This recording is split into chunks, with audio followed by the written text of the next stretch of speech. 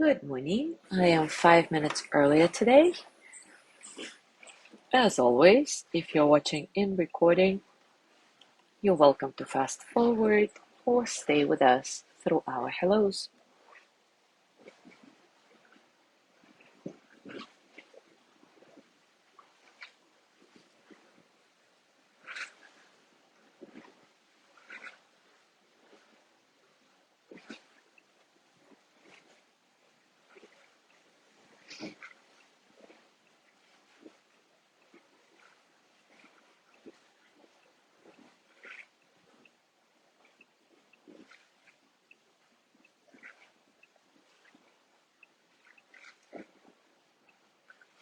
Good morning, Alice.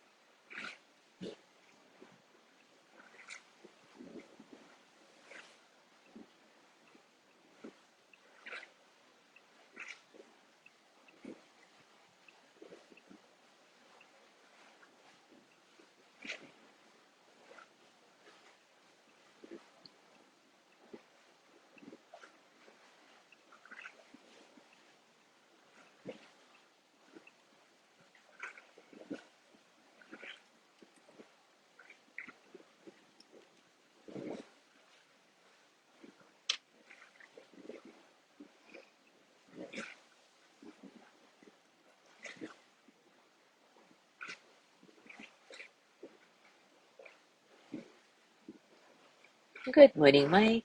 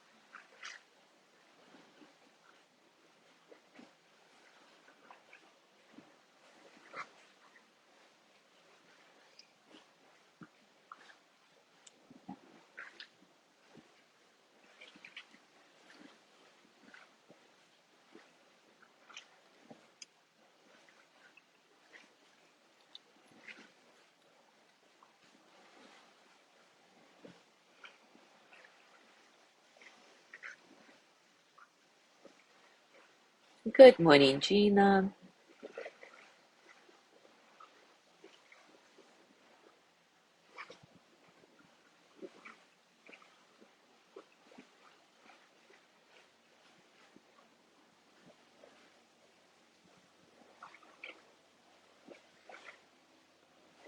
Good morning, Sandra.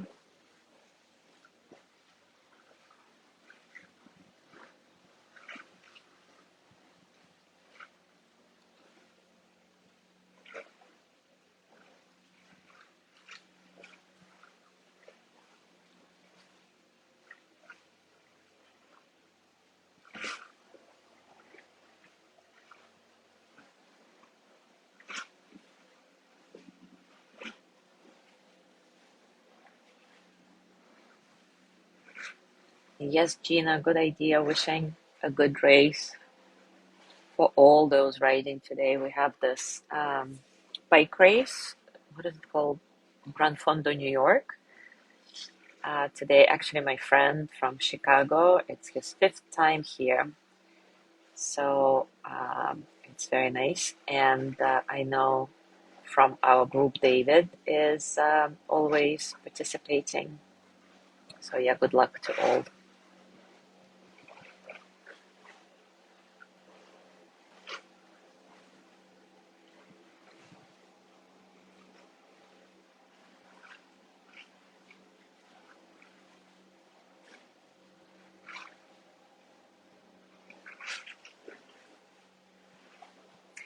All right, it is time for us to start. And today we will discuss the relationship between mindfulness and self compassion. Because technically, they're two separate concepts that are married in the practice of mindful self compassion that we're exploring. And today we will pay particular attention to our motivation behind the practice of self compassion. First, let's look at the key differences between mindfulness and self compassion. So, what is mindfulness? It is loving awareness of the experience itself, whatever the experience is. On the other hand, what is self compassion? It is also loving awareness, but of the experiencer, so of the person who experiences whatever it is. Mindfulness asks the question, what am I experiencing right now? Self compassion asks, what do I need right now? Mindfulness says, feel your suffering with spacious awareness. And self compassion says, be kind to yourself when you suffer. Mindfulness regulates our emotions through attention. Self compassion regulates emotions through affiliation, belonging, through our common humanity. Mindfulness is calming, and self compassion is warming. Together, mindfulness and self compassion constitute a powerful formula for alleviating suffering.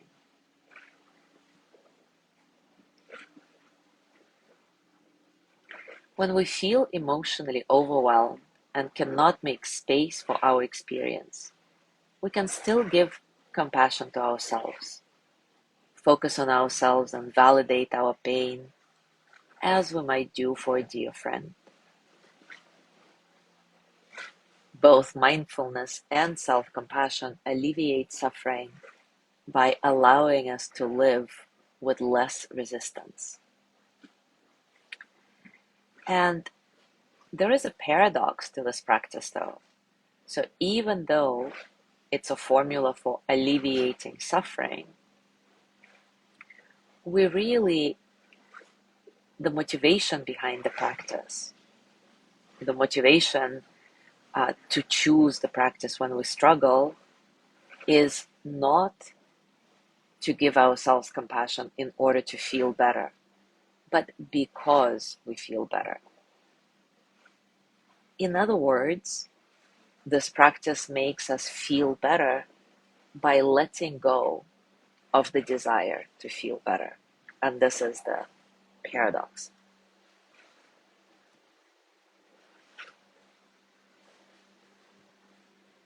One metaphor for this is a child with the flu, for example. We are naturally kind to a child with the flu, but not to make the illness go away, rather simply because the child is sick. Even though this practice doesn't make the child get better faster, it makes them feel better during the experience of sickness.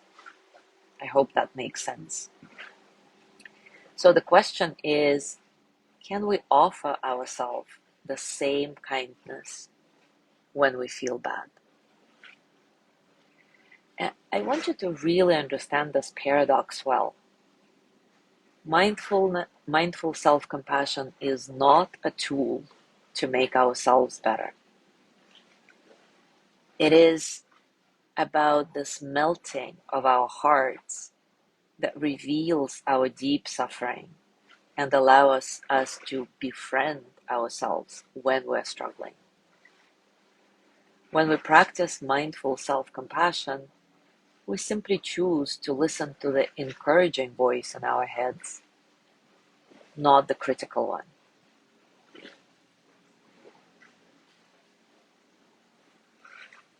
If we start using self-compassion to make pain go away. It becomes a form of resistance, a form of avoiding suffering. On the other hand, when we give ourselves compassion just because it hurts, then we provide ourselves this warmth and safety that's needed to hold our pain in mindful awareness without resisting it.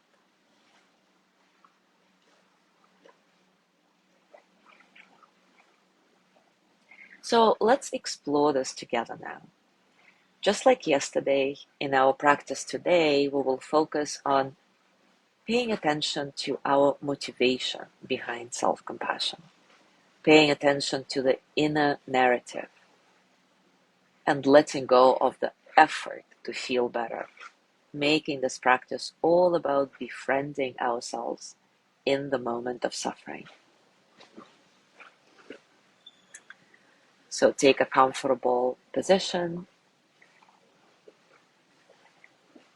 and let yourself land very softly into this moment, into your body.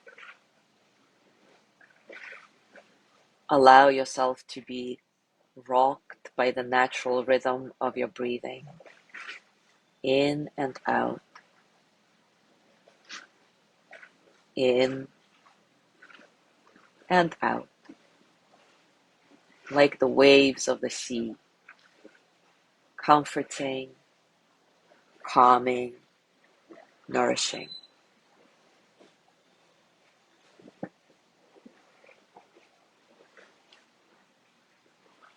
Gently scan your body and notice what's going on for you right now, physically, emotionally, mentally.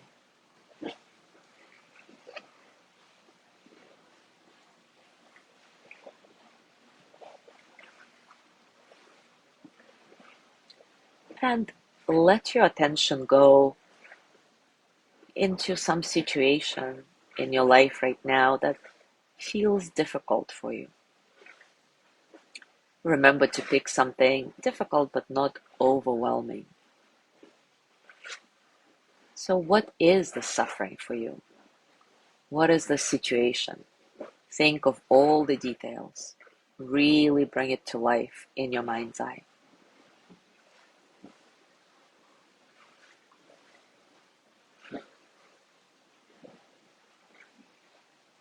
As usual, we will gradually go through the 3 steps of mindful self-compassion in this practice: mindfulness, common humanity, and self-kindness. We start with mindfulness. So again, hold this difficult situation in your mind and gently say to yourself, this is suffering, or this is a moment of suffering, or whatever phrase resonates with you today.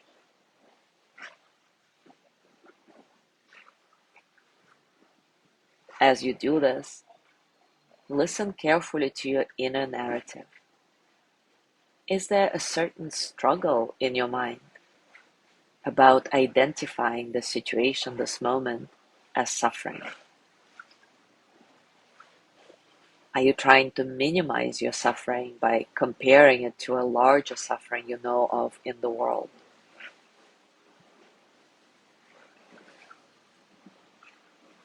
And if this is the case, don't worry. Remember, it's a natural part of the practice. That's called backdraft. Don't try to silence this voice. Simply acknowledge it. Oh, this is backdraft. It's okay. And make space for it. Allow it to percolate in the background of your awareness. And maybe it will dissipate on its own. This is a moment of suffering for me, or whatever your phrase is.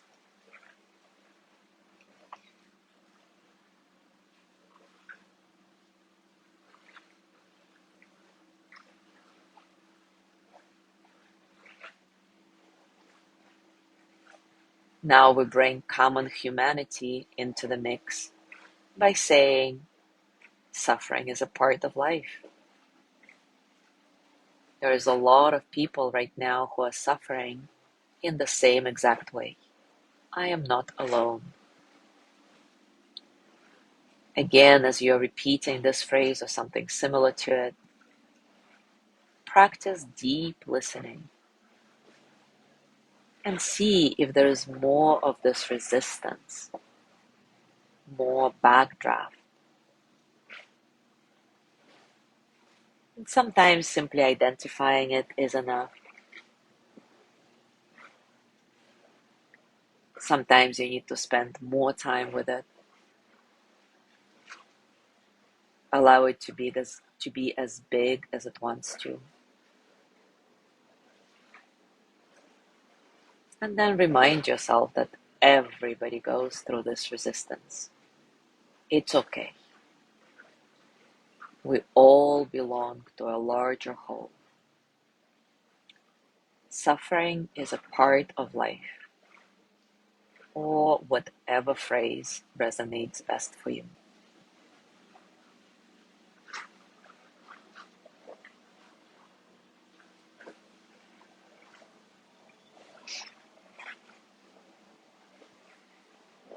And now we bring in self-kindness. May I be kind to myself in this moment. May I accept myself just as I am.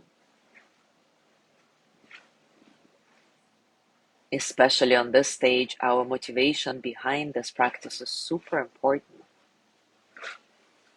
So remember, you're practicing not to make yourself feel better, but rather because you feel bad. So see if you can let go of your desire to avoid the suffering and instead offer yourself kindness like you would to a dear friend in a similar situation. A soothing touch may be helpful here too. So maybe place your hands on your heart or your belly, or give yourself a hug, or stroke your arm, whatever feels soothing and comforting. Again, whatever touch you would offer to a dear friend who is struggling when you're not trying to help them solve any problem, but simply hold space for their suffering. May I be kind to myself in this moment. May I accept myself just as I am.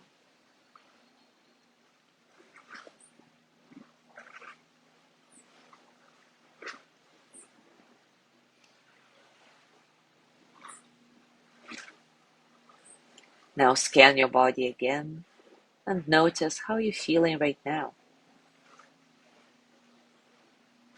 Allow any sensations to be just as they are.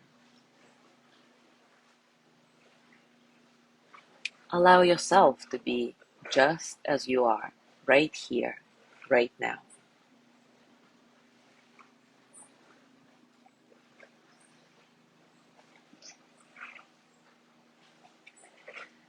I want to complete our practice today with a poem by Jennifer Wellwood called Unconditional.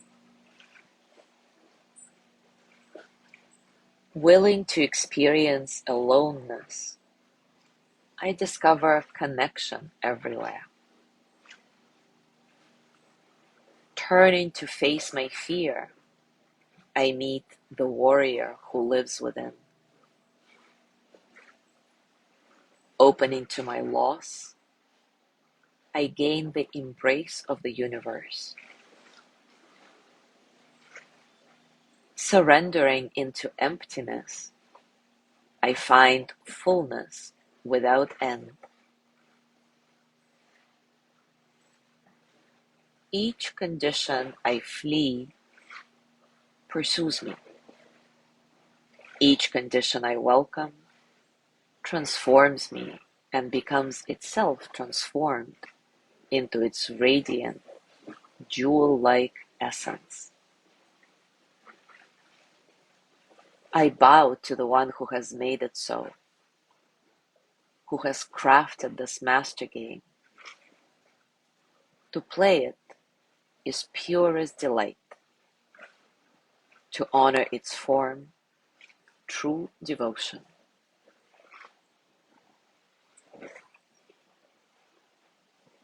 As you go through your day today, I invite you to take the self-compassion breaks, just like we did now, as often as you can remember. And check your motivation behind the practice. Remind yourself that you turn to self-compassion not to make yourself feel better, but simply because you feel bad, because you deserve kindness and love in these moments of struggle.